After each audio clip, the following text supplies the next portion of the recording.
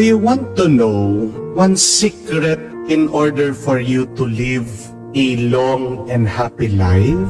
Ano ang simpleng sekreto para humaba ang buhay mo at para maging masaya ka habang nabubuhay ka? Kasi marami sa atin buhay pero malungkot. Hindi po ba? Aanuhin mo yung mahabang buhay kung malungkot at miserable ka. Ano ang magandang gawin para habang nabubuhay ka, masaya ka? Ito po ha, tandaan niyo po. In order for you to live long and happy, you should not take life so seriously. Amen? Huwag mong masyadong seryosohin ang mga bagay-bagay sa buhay mo. Kasi may kasabihan that if you take everything seriously, you will not come out alive. Ang mga serious, agad tumatanda, pumuputi ang buhok, kumukulubot ang balat, agad namamatay. Kapag gusto mong mabuhay, yan ay isang katangian ng Diyos. Hindi po ba? Kasi ang paniniwala natin, ang Diyos ay isang Diyos na mga buhay, hindi siya Diyos na mga patay. Amen? At ang buhay, marunong maging masaya, magpasalamat sa mga bagay-bagay na tinatanggap niya mula sa Diyos. Habang yung tao na serious, palaging merong nakikitang problema sa kanyang buhay. Kaya nga nawawala yung kanyang tuwa, kaya nga umiiksi yung kanyang buhay, kaya nga nangihina siya.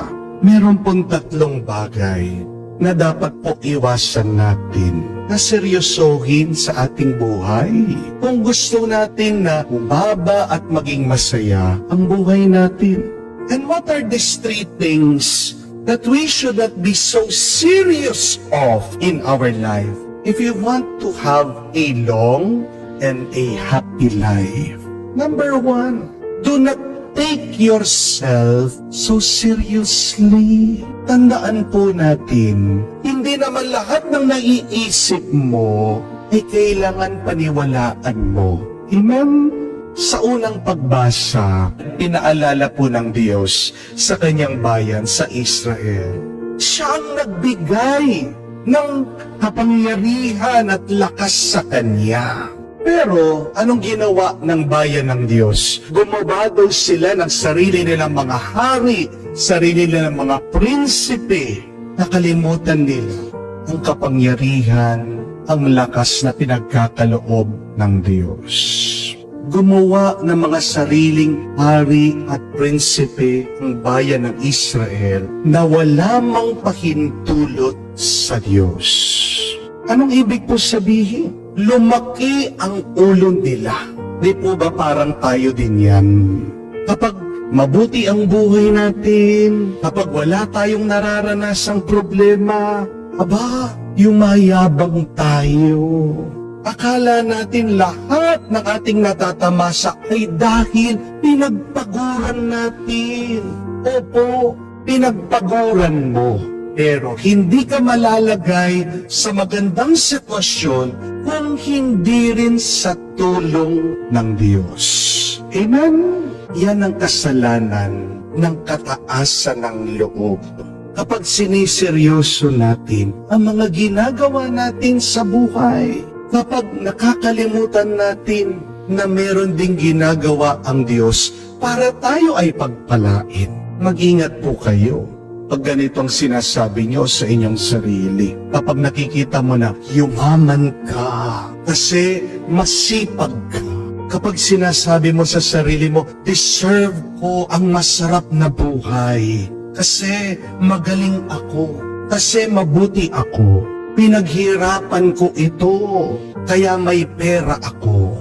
Opo, totoo naman yan, pero kalahati lang yan ng katotohanan. Kaya meron ka natanggap na mabuti, hindi lang dahil may ginawa kang mabuti. Ikaw ay nakatanggap ng grasya dahil din sa isang mabuting Diyos. Amen. Kapag wala kang ibang sinasabi kung hindi, puro ako, nagkakasala ka na sa Diyos. Nagkukulang na ang iyong pagpapakumbaba. Hindi po ba?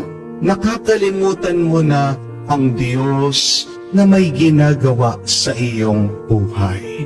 My dear friends, do not take yourself so seriously, but give some credit to God. Ang mga hambog, hindi po nagtatagal sa mundo yan. Kasi ano ang sabi ng Biblia? That after the pride comes the fall.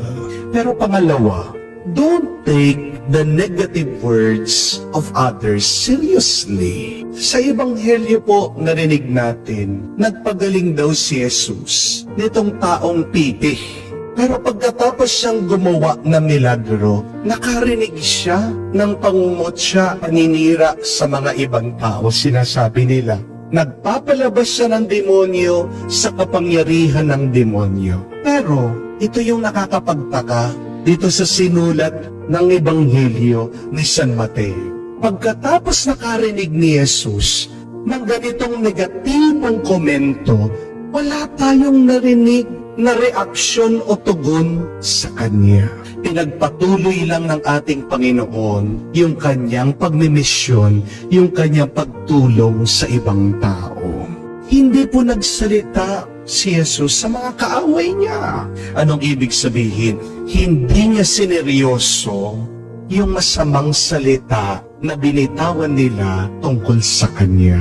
Alam niyo po mga kapatid, kung palagi mo na lang pinakikinggan at iniisip yung sinasabi ng ibang tao tungkol sa iyo, mapapagod ka, madidepress ka. Amen? Minsan, sasabihan ka ng iba, uy, tumataba ka. Anong gagawin mo? Mag-e-exercise ka, magdadayat ka. Pag pumayat ka naman, makakarinig ka din sa kanila, hindi po ba? Anong sasabihin nila? Hindi mo bagay ang payat. Saan ka lulugar? Payat, mataba, kahit na anong gawin mo, meron pa rin pupunas sa iyo. Kumain ka na lang at mag-enjoy ka sa pagkain. Kasi minsan meron mga iba, pinakaingat-ingatan na nila ang kanilang kalusugan.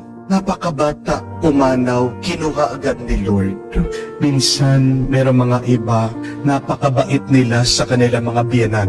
Tahimik lang. Pero anong sinasabi tungkol sa kanila? Suplada daw sila. Anti-social daw sila. So, anong ginagawa? Nakikipagkwentuhan, no? Nagre-reach out. Pero makakarinig ka pa rin. Sasabihin na, napakaingay mo daw. Wala kang modo. Nung hindi ka nagsasalita, may sinasabi silang masama tungkol sa'yo. Ngayon naman, na nag-iingay ka na, nakikipagkwentuhan ka, ikaw pa rin ang masama. Kahit na anong gawin natin, meron at merong masasabing masama ng ibang tao tungkol sa iyo. At kung seseryosohin mo yan, sinong kawawa? Di ba ikaw? Kung seseryosohin mo lang ang masamang salita ng iba tungkol sa iyo, bibigat ang buhay mo. Masasaktan lang ang puso mo. Amen? Pangatlo at kahuli-hulihan. Do not take your work or your problem seriously. Ano po ang sabi ni Jesus dito sa Ebanghelyo? As the master for more laborers. Nakita po ng ating Panginoon, marami pang kailangan gawin. Napakabigat pa ng kanilang misyon. Pero, hindi po inubos ng ating Panginoon na mag-isa yung kailangan gawin. Hindi po sinolo ni Jesus yung trabaho.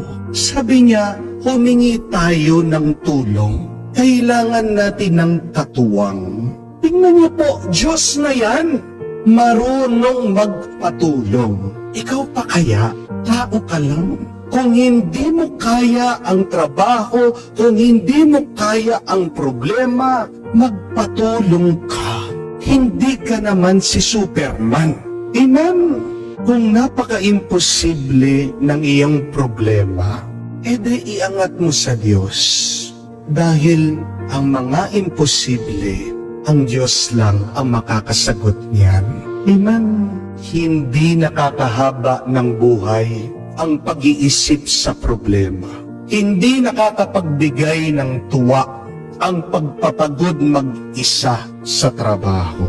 Kaya kung gusto mong maging masaya, matuto ka naman na magpatulong. Matuto ka naman nang magbigay ng kakaunti mong problema at iniisip sa ibang tao, lalong-lalo na sa Diyos. Amen? 3 things that we should not be so serious of: yourself. Second, other people's negative opinion. And third, your work and your problems. Pag nagkasakit ka, hindi ka naman tutulungan ng problema mo. Amen? Pag nagkasakit ka, pag nakaratay ka na sa iyong kama, hindi ka naman tutulungan ng problema mo at yung mga haters mo at mga bashers mo. Pag nasa bingit ka na ng kamatayan, sinong tutulong sa'yo kung hindi ang Diyos? Amen? Isa lang dapat ang seryosohin natin, ang pagsunod sa kagustuhan ng Diyos.